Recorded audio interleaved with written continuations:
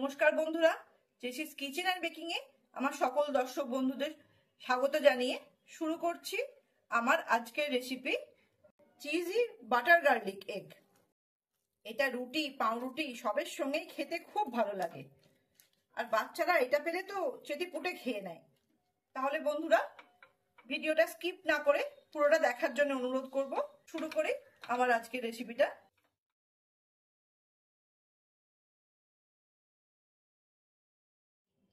একটা বাটির মধ্যে 4টে ডিম ফাটিয়ে নিয়ে এবার এর মধ্যে দিয়ে দেব অল্প একটু নুন, হাফ চামচ গোলমরিচ গুঁড়ো, আর দিয়ে দিচ্ছি হাফ চামচ চিলি ফ্লেক্স। এবার সমস্তটাকে ভালো করে ফেটিয়ে নেব। এটাকে 1 মিনিট মতো ভালো করে ফেটিয়ে নেবার পর সাইডে সরিয়ে রাখছি।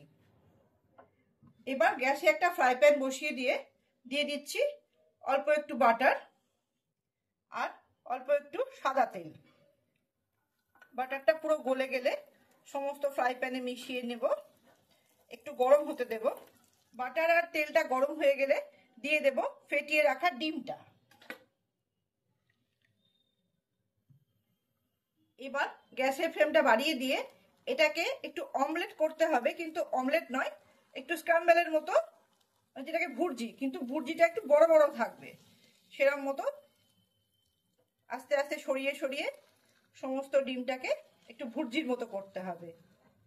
দেখুন আমি যেভাবে করছি, একটা দিক হয়ে যাচ্ছে আর একটু একটু করে ডিমটাকে সরিয়ে দিচ্ছি।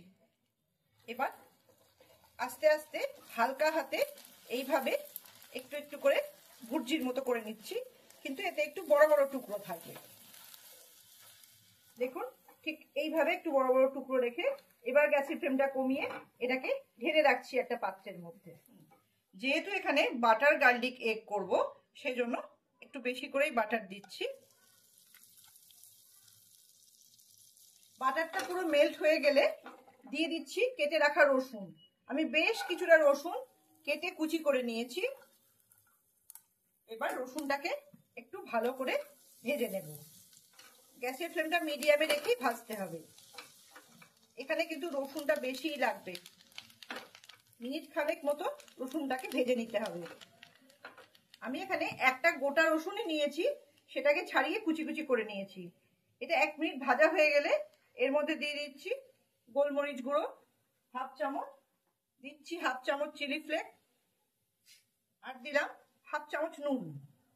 নুনের স্বাদটা আপনারা আপনাদের পছন্দ মতো দেবেন।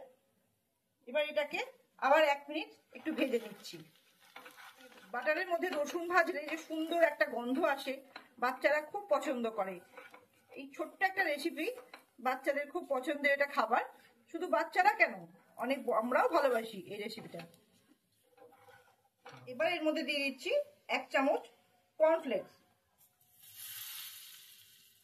গ্যাসের ফ্লেমটা মিডিয়ামে রেখে একটু মিশিয়ে নিয়ে দিয়ে দেবো এর মধ্যে হাফ কাপ ঠান্ডা দুধ।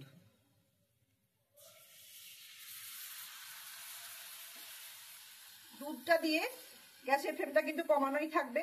আস্তে আস্তে কর্নফ্লাওয়ারের সঙ্গে এটাকে ভালো করে মিশিয়ে নিয়ে দিয়ে দিতে হবে এর মধ্যে একটা চিজ। চিজটা দিয়েও একটু হালকা হাতে ভালো করে এটাকে মিশিয়ে নিতে হবে। জাস্ট এরকম ভাবে মিশিয়ে দিয়ে দিতে হবে যে ডিমের আমরা ভুর্জি করে রেখেছি সেটা, এই যে এটা।